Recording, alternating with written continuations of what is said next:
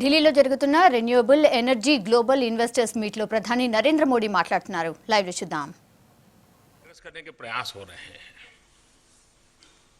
लेकिन मैं एक बात की जब चर्चा करता हूं, दुनिया भी मेरे साथ उस विषय को चलने के लिए तैयार नहीं है, न ही मेरी बात मानने के लिए तैयार है।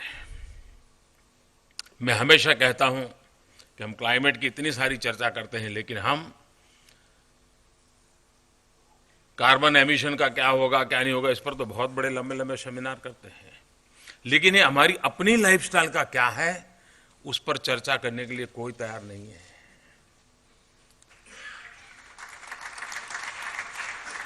क्योंकि सबको मालूम है कि लाइफस्टाइल की चर्चा करते ही मुसीबत कहां आने वाली है। और हमारी आदतें इतनी बदली है कि हमें भी पता नहीं है कि हम जिंदगी को कैसे जी रहे हैं, पता नहीं है। आपने देखा होगा एयरपोर्ट पर एस्केलेटर पर हम चढ़ते हैं जब, तब कुछ लोगों को बातें करते हुए सुनाई देती है। क्या कि मैं रेगुलर 15 मिनट जिम में वॉक करता हूं और यहां एस्केलेटर पर जाता हूं। यानी ये पता नहीं है उसको कि लाइफस्टाइल कैसे बदल गई है कि वो खुद तो एस्केलेटर पर जाता है, लेकिन कहता है कि मैं 15 मिनट रेगुलर जिम पे दौड़ता हूं, चलता हूं, फास्ट चलता हूं। यानी यहां भी बिजली खराब करता हूं, वहां भी बिजली खराब करता हूं।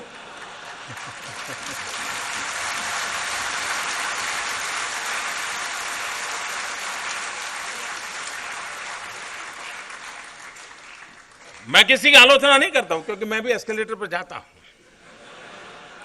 कहने का तात्पर्य है कि हम लोगों की आदत इतनी बदल गई है कि हमें पता नहीं है कि सचमुच में हम हमारी भावी पीढ़ी के भाग्य का जो है वो हम ही खाते चले जा रहे हैं।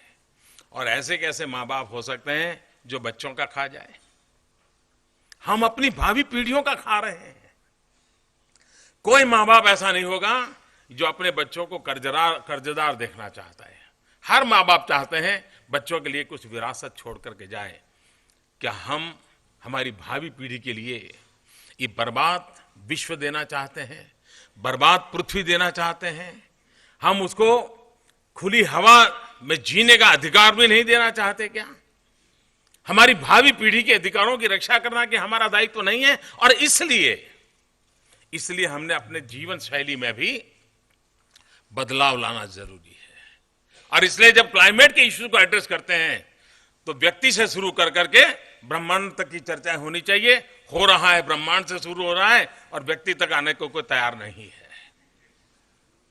सारे डिस्कोर्सेस बदलने की आवश्यकता है और ये बदले जा सकते हैं। दूसरी बात है, हम लोग जिस परंपरा में पले बढ़े हैं, हमारे यहां जो कल्पना जगत है, उस कल्पना जगत में कहते हैं ऊर्जा में उन्होंने सूर्य भगवान की कल्पना की है।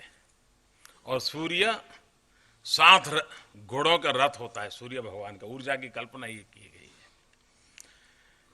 माइथोलॉजी वाले या इस प्रकार की कल्पना जगत वाले जो क्या सोचते होंगे मुझे मालूम नहीं, लेकिन सूर्य ऊर्जा का तो केंद्र है ही है, उसका तो कोई इनकार नहीं कर सकता है।